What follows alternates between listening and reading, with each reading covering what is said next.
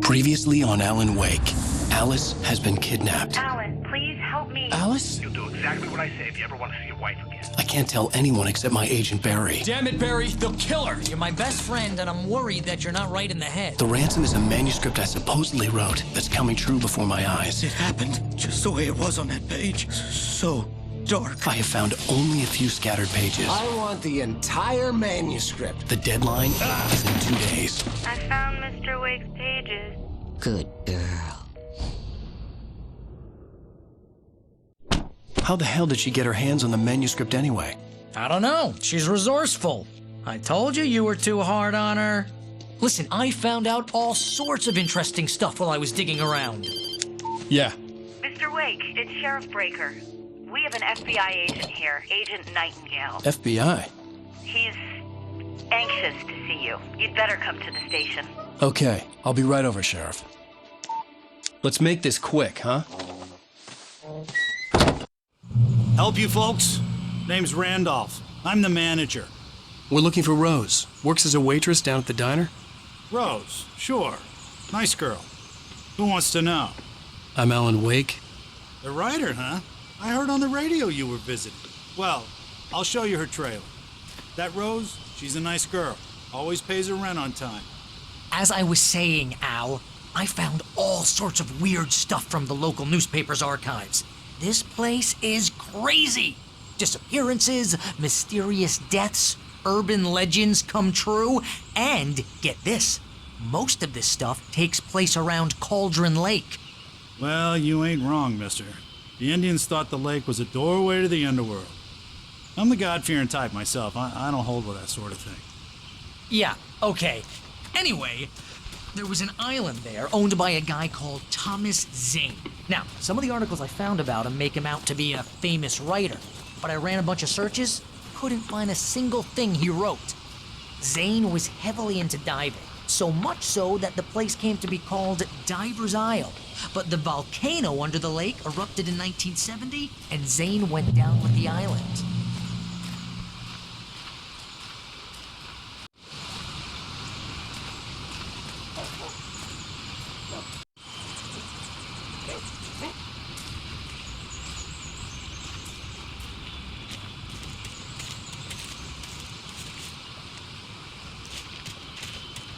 Yeah, how about that? It was there in the morning, as if it had fallen from the sky. But it would take a tornado to lift something like that. We're damn lucky it didn't crush any of the trailers.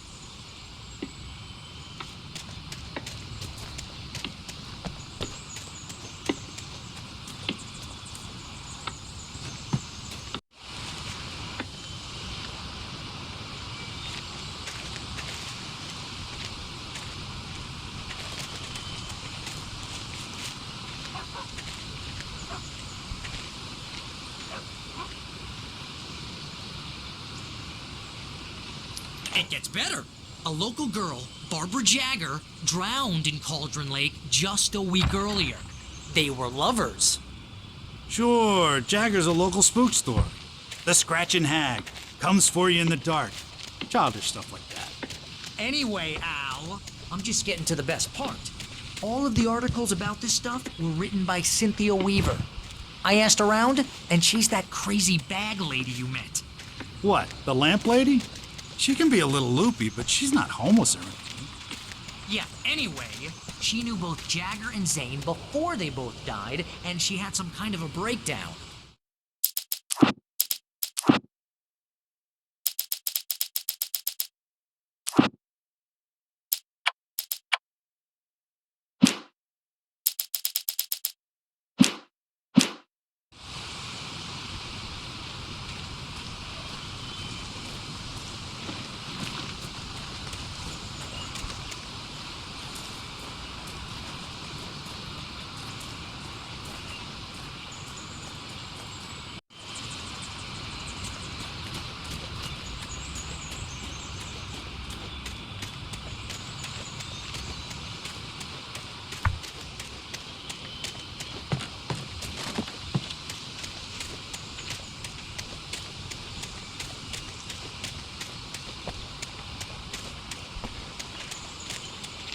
Well, mister, this here's Rose's trailer.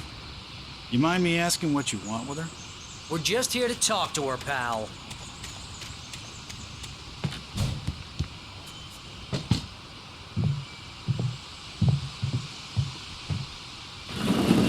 Welcome to... Oh dear, Mr. Wake. I'm so glad you're here. Rose, you have my manuscript? Oh. Oh yes. Yes. Please, come in. Hey, this is really good. Rose, Yes, my manuscript. I really need it. I understand. I know what you need. A muse to inspire you. Oh, for Barry? She doesn't have anything. Yeah, hey, Al, what's... Oh... Barry! What? What?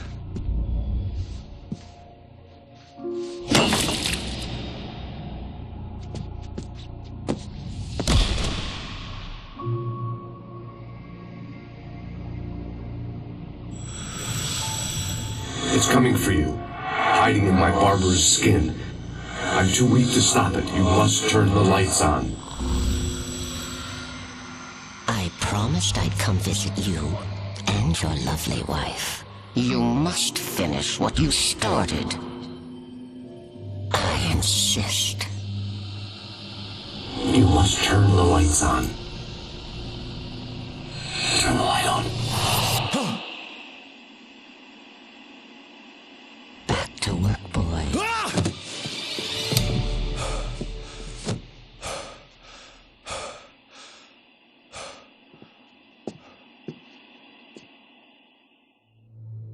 I felt nauseous, hungover. Only anger kept me going.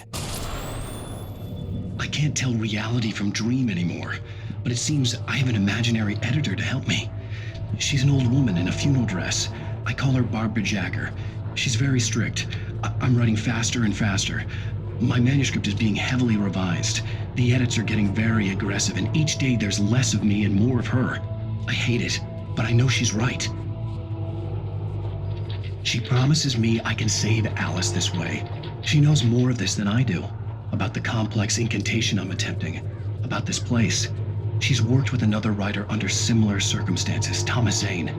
The genre of the story seems to be shifting. It's turning into a horror story. I'm getting close. I can feel it.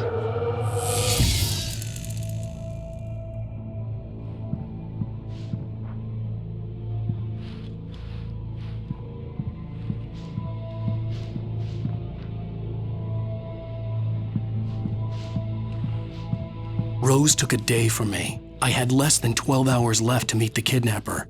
All I could do was get Barry into the car, work something out once I got on the road. Welcome to the Oh Dear Diner. What can I get you today? Coffee?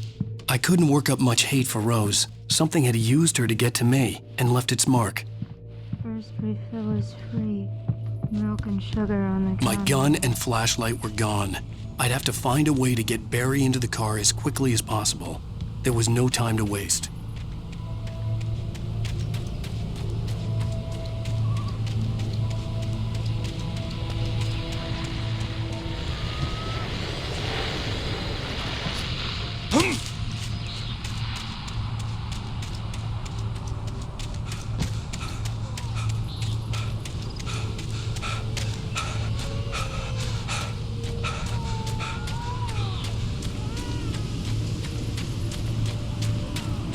Oh, you're gonna get it now. God knows what you've done to that poor girl. This is Agent Nightingale, FBI! Get him up, Hemingway! You're under arrest! You move a muscle, I'll unload right in your goddamn face! Stay right where you are, Spillane!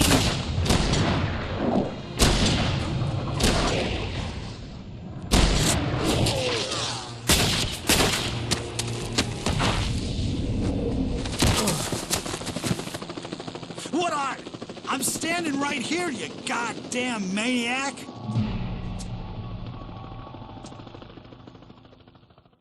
I hated to leave Barry behind, but there was no way I'd miss my appointment with the kidnapper.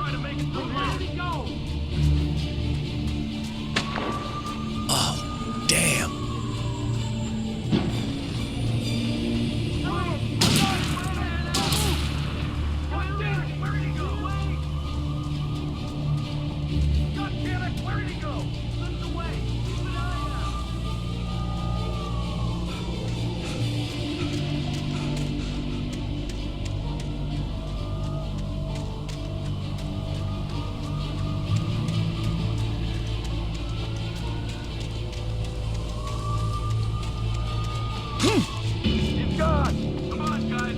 We need to head him off!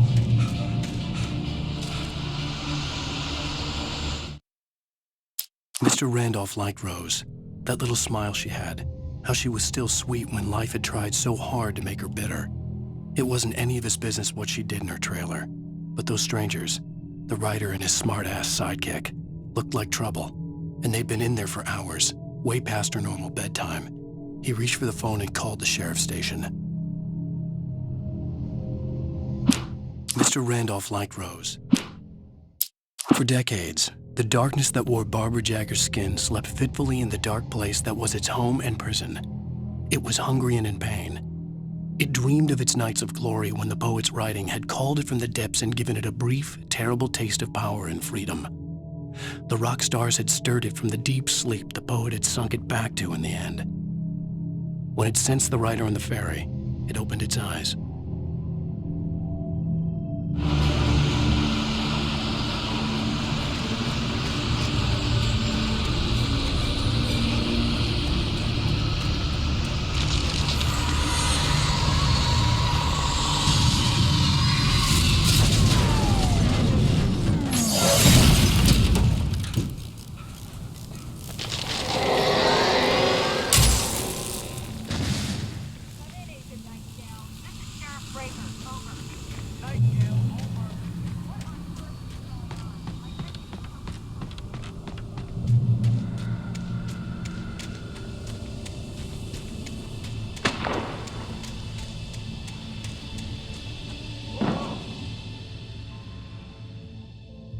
Search the area!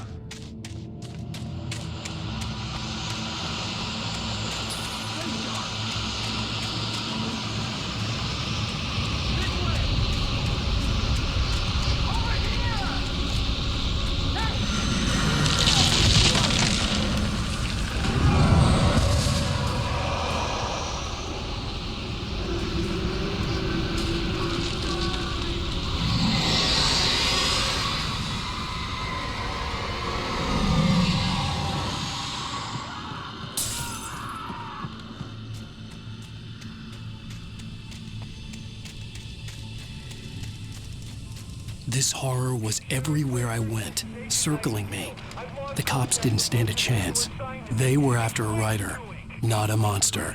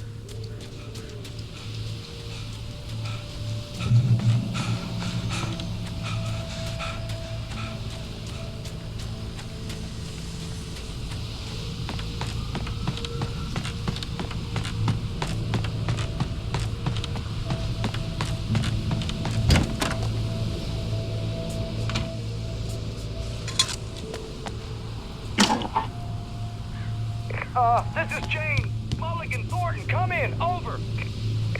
Thornton here. Jane, we got both Wheeler and Rose in custody. They didn't put up a fight or anything. Why, they were... Hey, what are you... Come on. Sit down and give me that. Jane, Mulligan here. Over. Go ahead, Mulligan. Over. We got Wheeler and Rose here. Wheeler's drunk here, knocked up on something. Speaking of which, that fat had a pretty distinctive whiff of Otis Scotch about him, you know what I mean? I could see the lights of the radio station in the distance. I don't have anything on that, Deputy Mulligan. Over. Well, whatever. Anyway, Rose is just being plain weird here. You better get Docky to take a look at both. quickly, Ned's gonna want to interview Wheeler, over. Oh, yeah, I bet he does. Looks like they have a lot in common. Oh, look it out.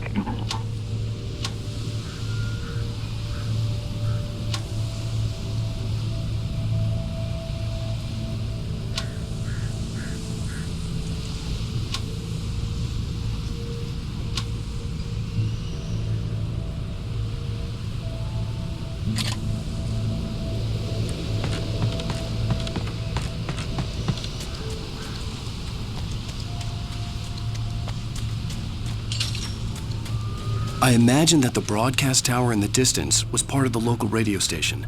Maine seemed like a decent guy. Perhaps he could give me directions to the coal mine.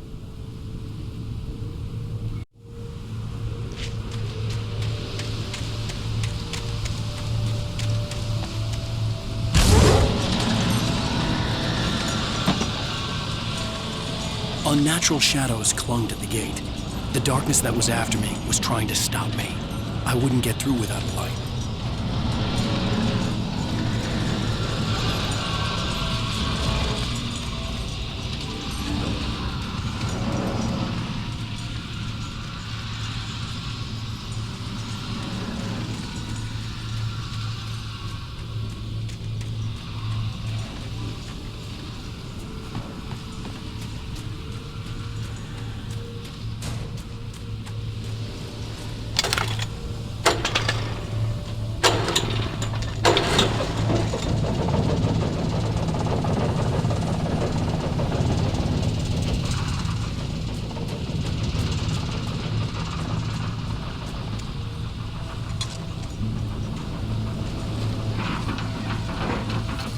The old generator conked out.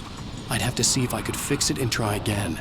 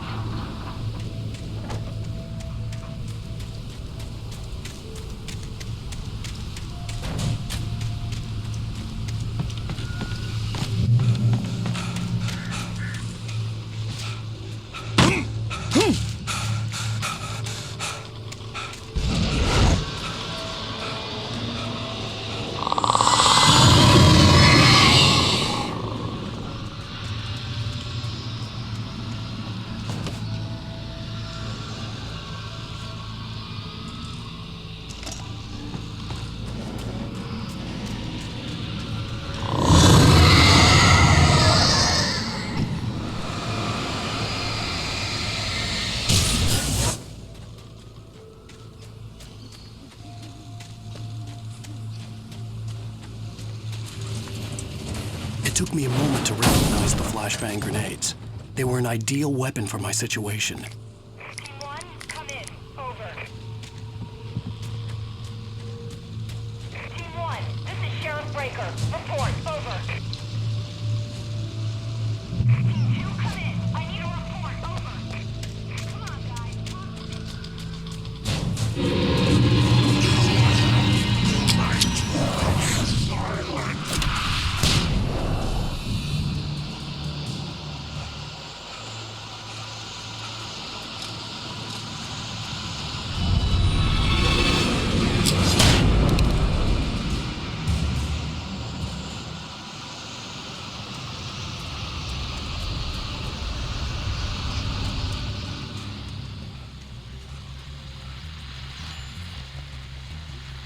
And here's another call.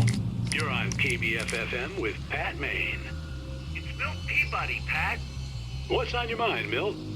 Well, I live near the trailer park, Pat, and there's a big ruckus going on over there. Well, that's just up the road from me, too. What's going on, do you know? I don't know, but there's a bunch of police cars there, lots of sirens, helicopters buzzing around, and I think I heard some gunshots. Gunshots?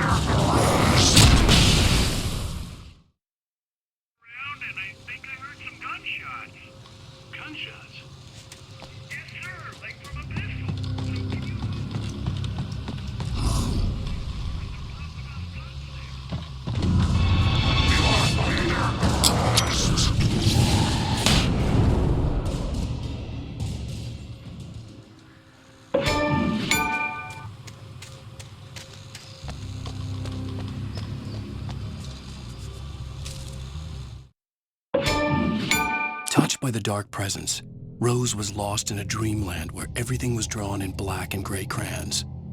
The old lady had promised her that all her wishes would come true. She would be Alan Wake's muse. She was smiling so hard it hurt her face. She crushed a bottle full of sleeping pills into the coffee. Deep down inside, she was screaming in terror.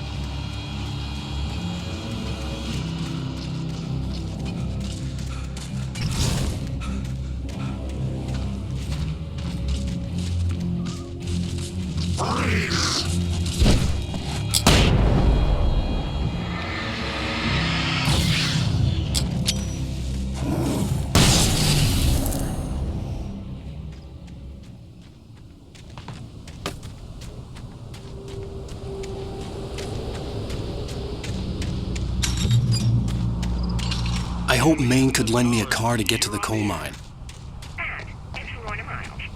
Oh, hello, Lorna. What do you have for us?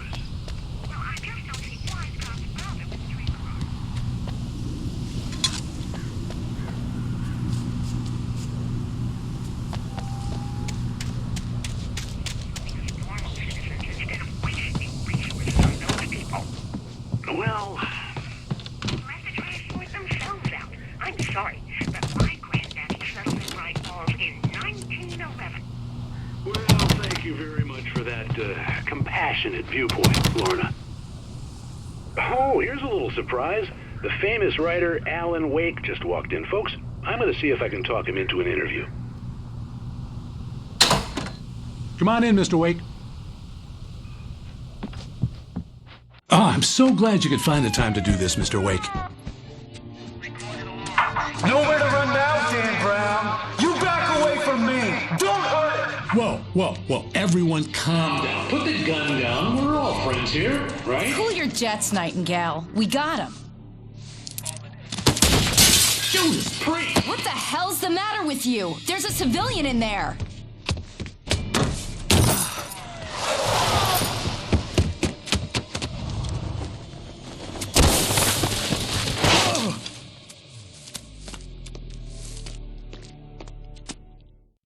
I'll get you yet, even if it kills me. You hear me? You hear me, H.P. Lovecraft? I had fallen off so many cliffs it was ridiculous. That's what you get for naming a book The Sudden Stop. It was probably good I hadn't had the chance to tell Maine where I was going. I'd have to lose the cops and find my own way to the mine.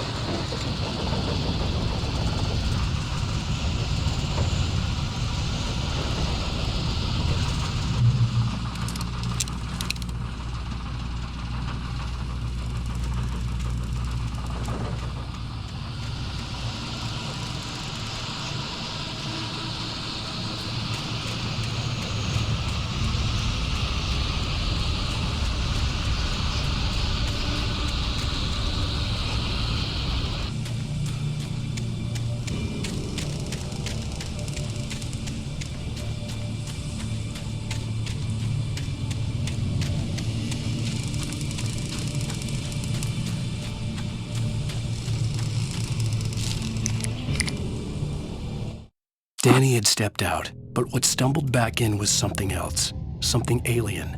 A monster. Walter tried to kill it, first with his fists, then a chair. It wouldn't die. Instead, it kept coming, unaffected by the beating it had taken. After Walter managed to kick it down the cellar stairs, fear took over. He ran, got behind the wheel, gunned the engine. The booze wouldn't make him forget, but he knew he had to try.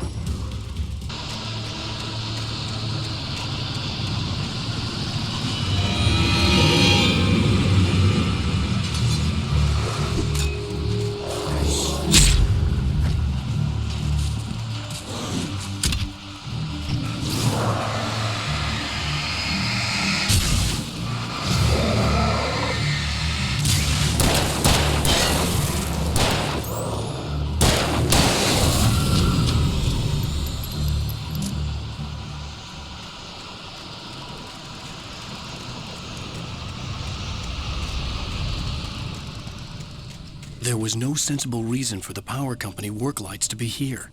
It was almost as if they'd been left for someone like me to use.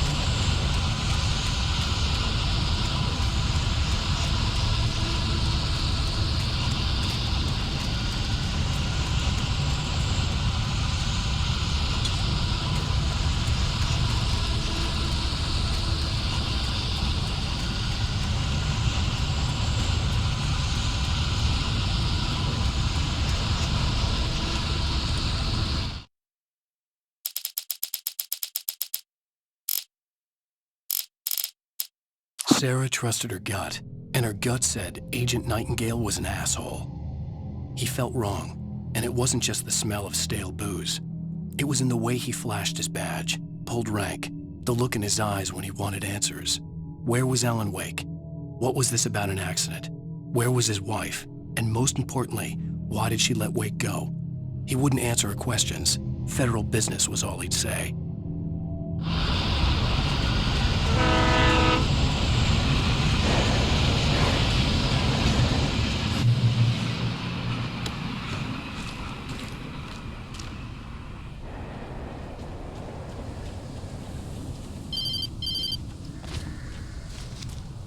Hello? The most stubborn man I've ever met. Alice? Alice? Alan. Alan. I'm so afraid. Keeps me in the dark. Please help me. I look at you, Alan, and it's not you. Something else. Looking out from behind your eyes. Alice, I'm here.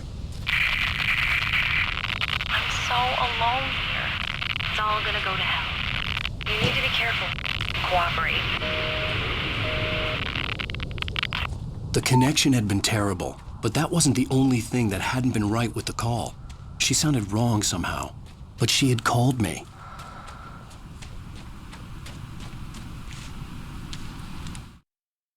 The pipe wrenched itself loose from the bridge's steel framework. Wrapped in darkness, it floated in midair, twitching.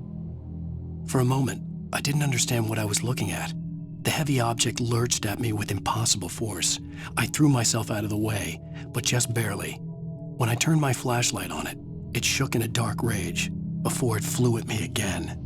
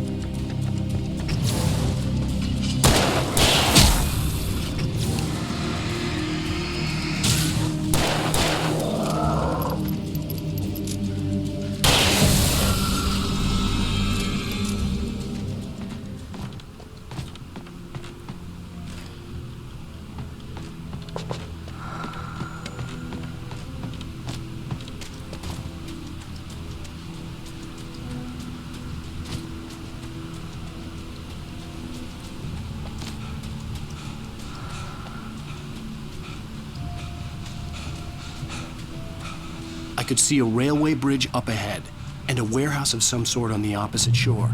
I hoped I could find a car from there.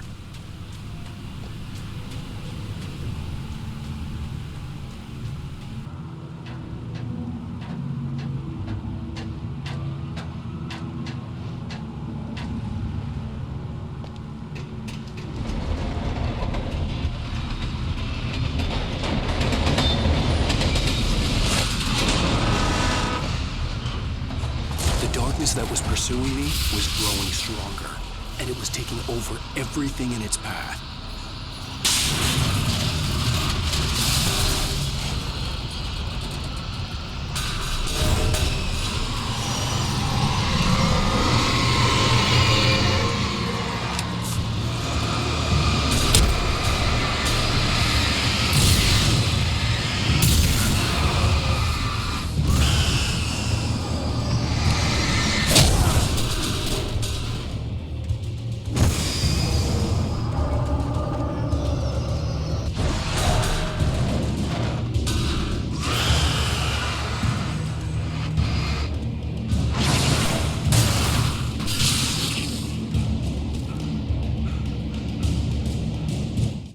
I slammed the door shut right in his smug face. He pleaded for me to open the door, true to form, the asshole actually thought I would obey. I had no sympathy left, no guilt either, not for him. I took a moment to savor the scream. I bet I had a smile on my face. It was all that I had time for. The dark presence was inside the lodge with me.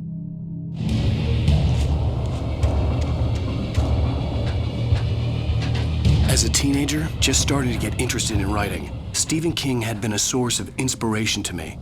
I thought about all the inanimate objects that had come to life in his books. No one is safe in a good horror story, certainly not the protagonist. That's what makes them fun. This was anything but.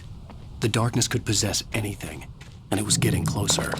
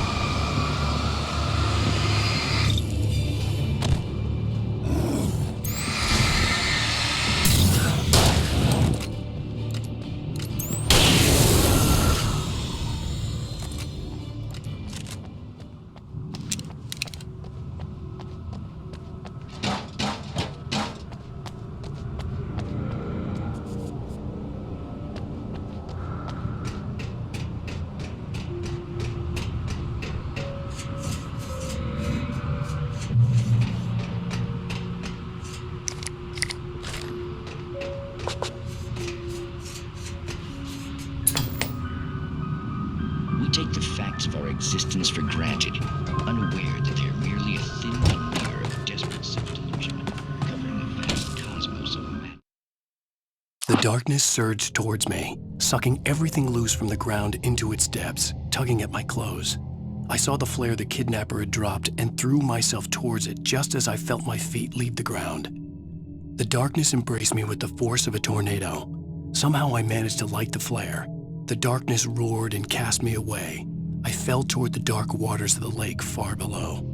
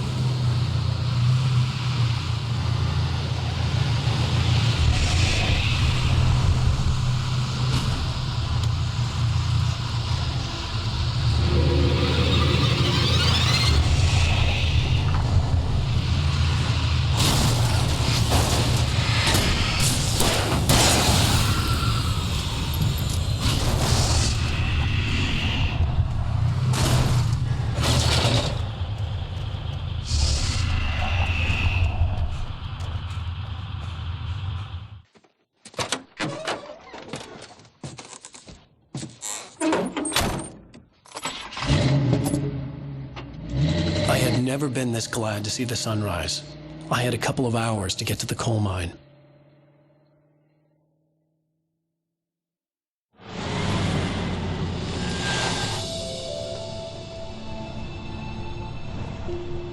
The coal mine wasn't far now.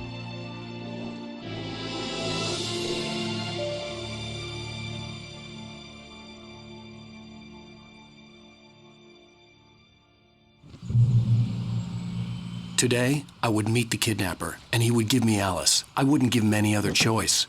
A drowning man will clutch at a straw.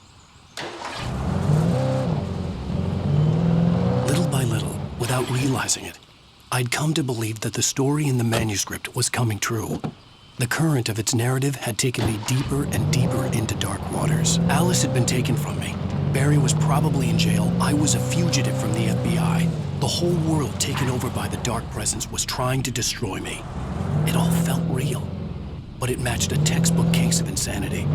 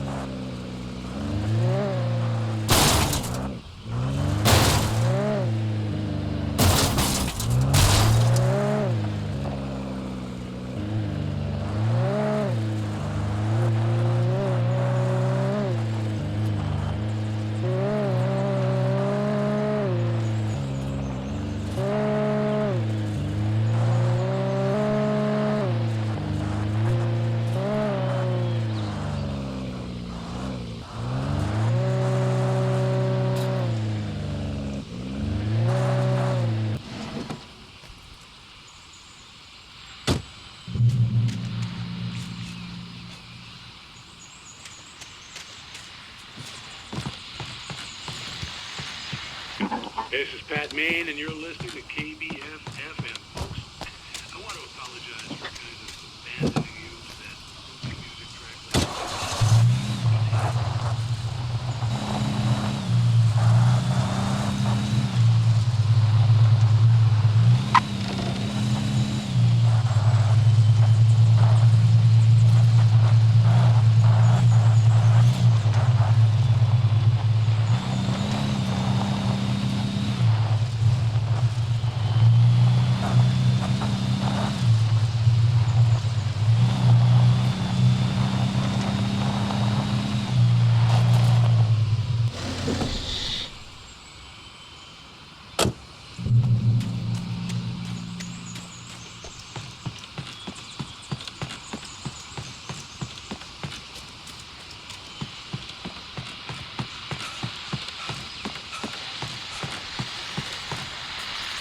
Welcome back to KBF FM. Hope you enjoyed that tune. Now, Doc, you were talking about life and finding that special someone, that soulmate. Well, you were talking about that. I was saying I don't buy it. You see, to me, that's strange because I have this.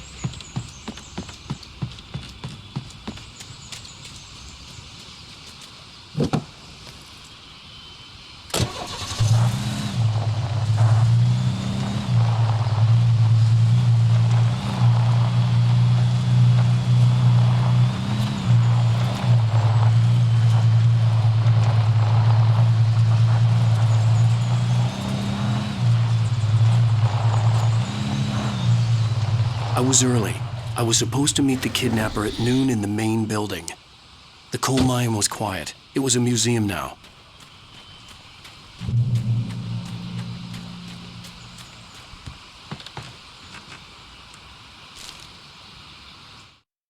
With Nightingale gone and the night wind blowing in through the broken studio window, Maine stared at Sarah. The sheriff looked away. Maine's voice shook with barely controlled anger. That boy's doing more drinking than thinking. I hope you know what you're doing, Sarah. He's got a sickness in his eyes. You take my word for it. He wants Wake for a reason, and it's not for anything good.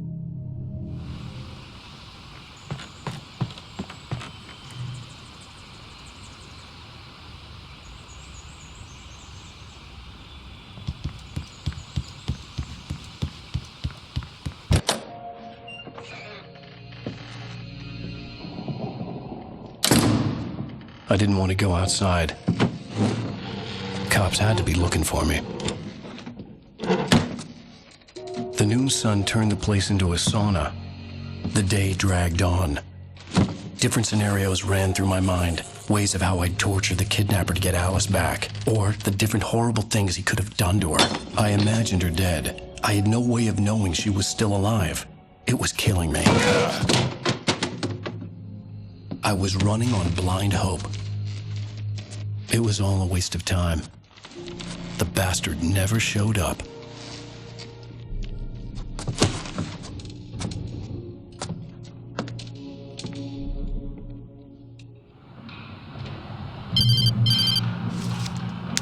Wake!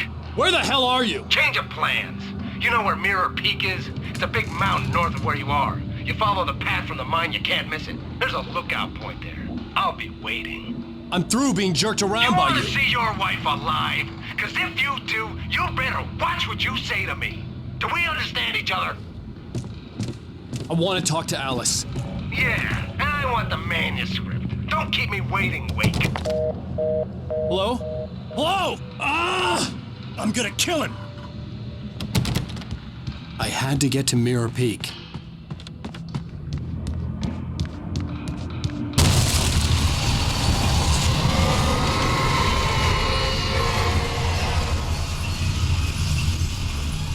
It was close, maybe closer than ever before.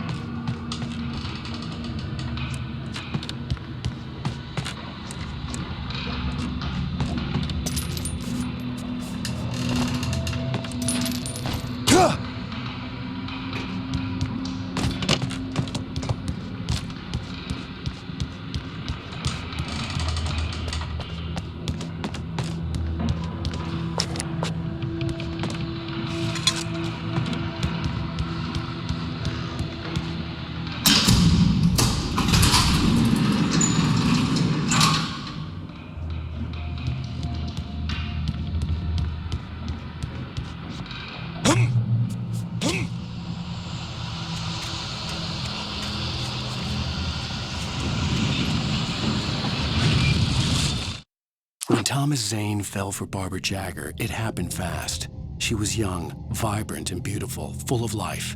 He had never been a very happy man, and without any seeming effort, she had changed all that. Zane felt good for the first time in his life. Everything she did was another piece of a jigsaw puzzle he hadn't even known he'd been missing. And best of all, she made the words flow, strong and sharp. She was his muse.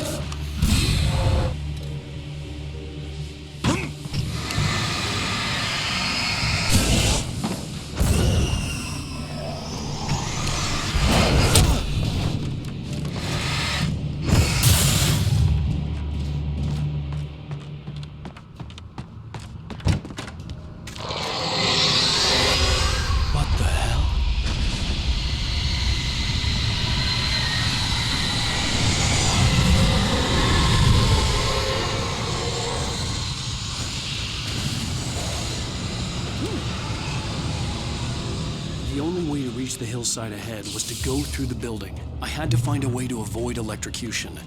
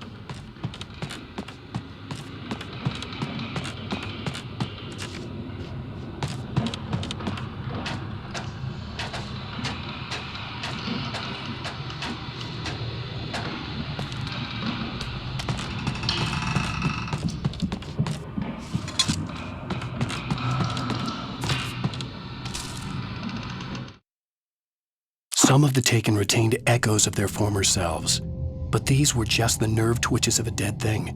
Nothing remained but a shell covered and filled with darkness. In most cases, these puppets were enough for the purposes of the dark presence. But for anything more elaborate, as with the writer, it was different. It needed his mind. And so rather than taking him over completely, it merely touched him.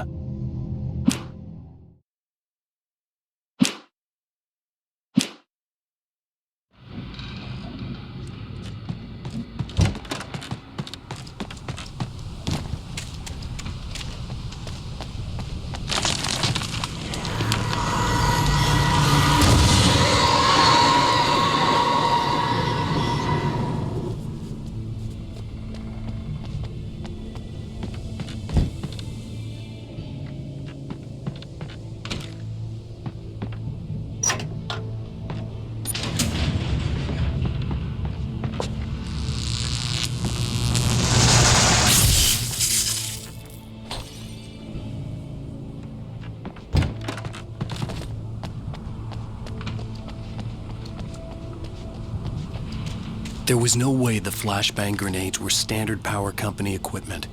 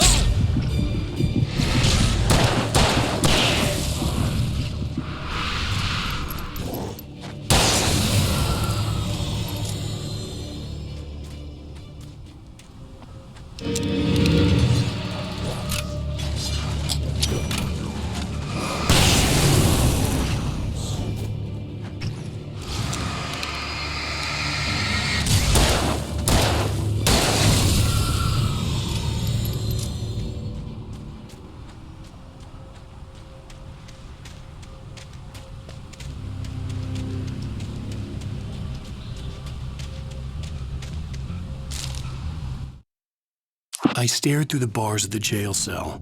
Barry stood behind me, swaying on his feet, looking as ill as I felt. Agent Nightingale stood on the other side of the bars with Sheriff Breaker. Nightingale had a stack of manuscript pages in his hand. He seemed unhinged as he gloated. "Well, I've got you now, Raymond Chandler. It's all here, all the evidence, including conspiracy to murder a federal agent."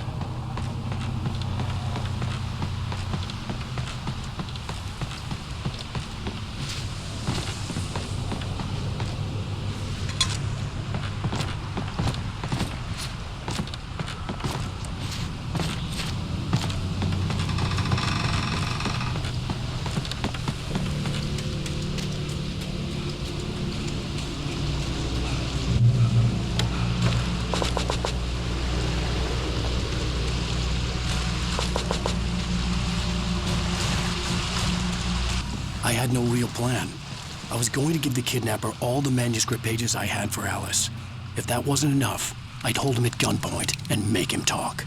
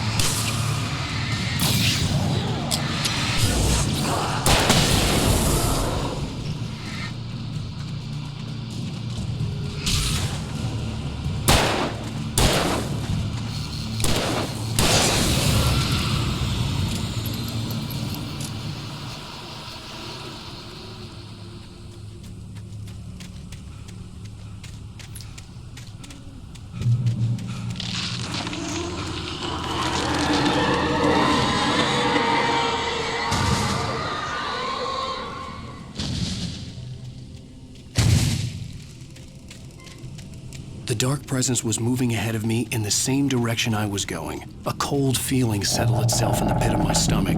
Was it going for Alice? The graveyard shift because kids.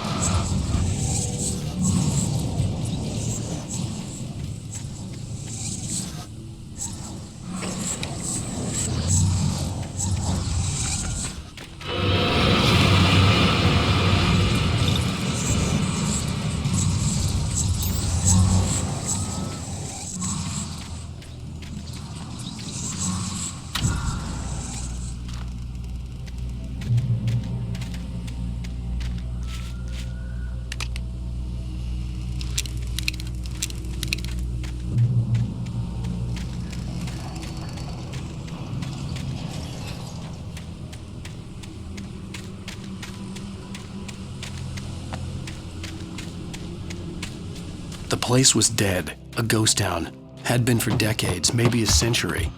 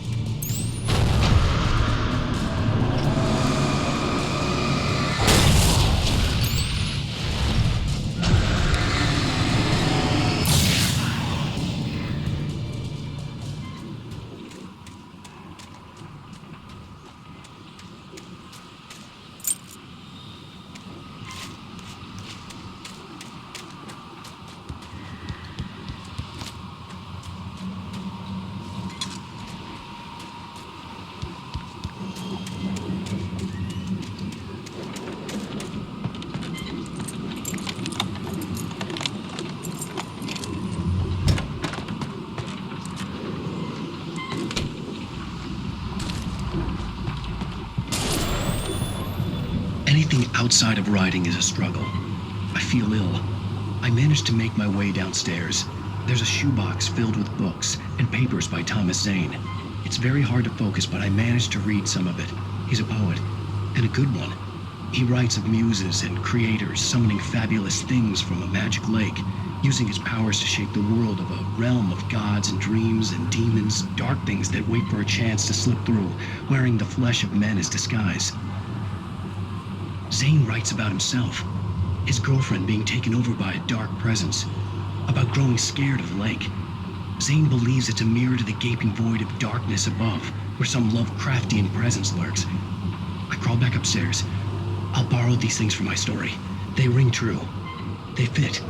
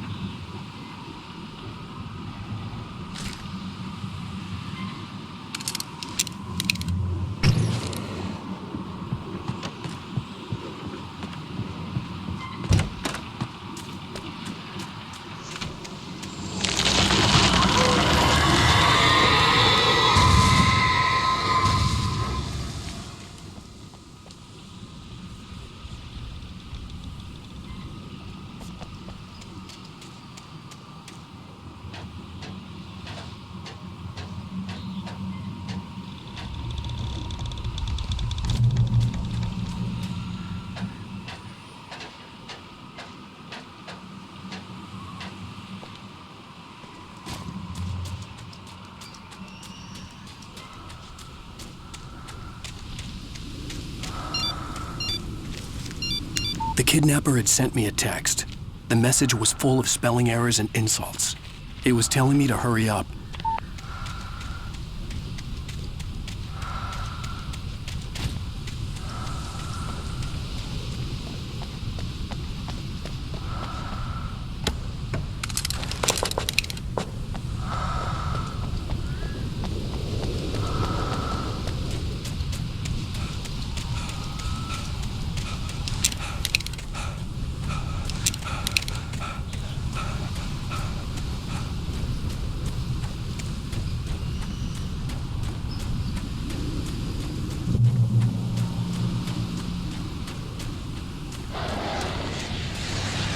Birds.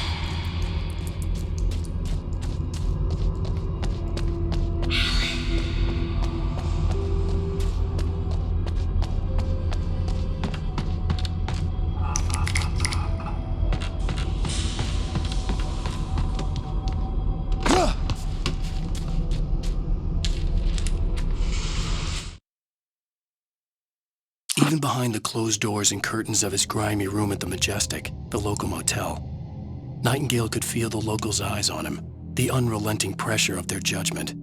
He forced it out of his mind. For all he knew, they could all be under Wake's spell already. You do what you have to do to get the job done. He took comfort from the bottle in his hand. Please, he thought, just let me get through this.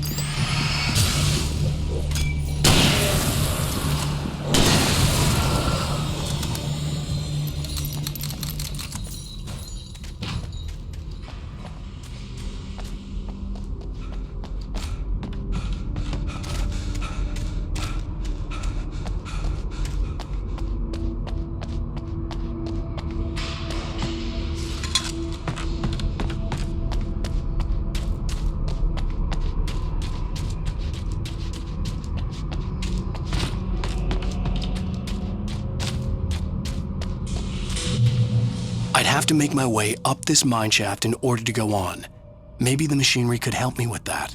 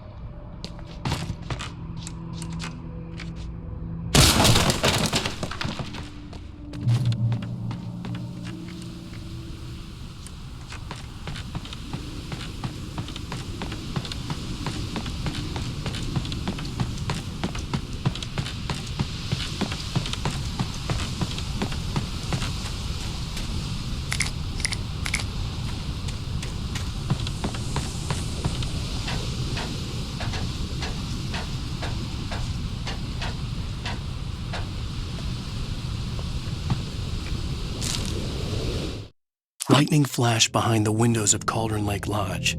Tor Anderson laughed and held the steel hammer above his head. Nurse Sinclair was trying to calm him down without success.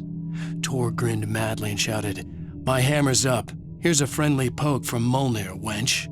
He brought the hammer down with all his might on Sinclair's head. "We're on a comeback tour, baby."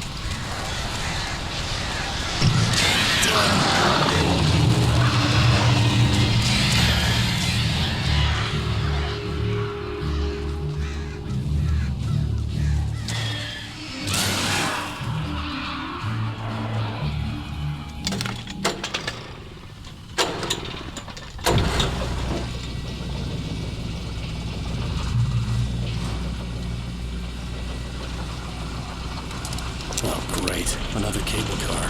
Just great.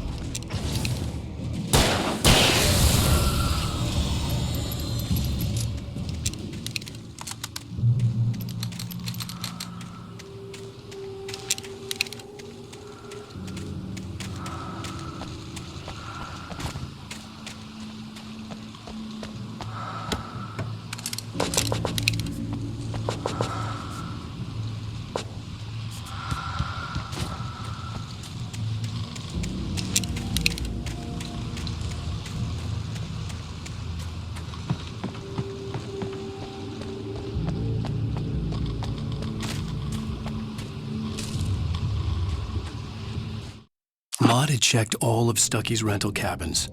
There had been no sign of the Wakes. It was dark when he'd found their car parked at the end of the road by Cauldron Lake. It made no sense. They must have taken a wrong turn, but there was no sign of them, and the car had been there for hours already. Frustrated, Mott stood on the rotten ruin of the footbridge that had once led to Diver's Isle before it sank beneath the waves years ago. The boss wouldn't be happy.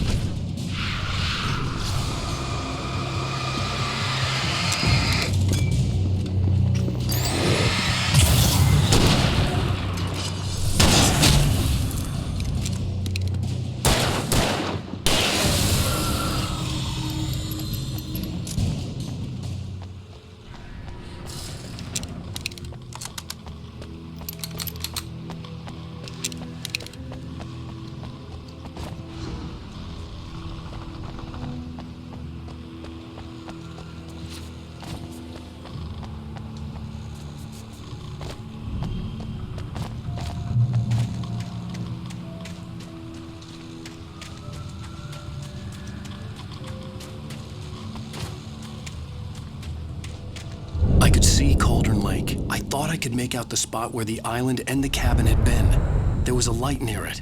It had to be a boat.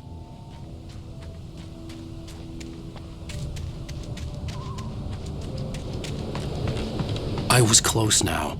I had to get there fast. I dreaded what I would find. Wait! Are you? Wait! Hey, I'm here! I'm coming! No! Get away! Sorry. Please, lady! The boss didn't know who he was messing with. I didn't know. I swear I didn't know. We don't have his wife. We don't know where she is. She's probably...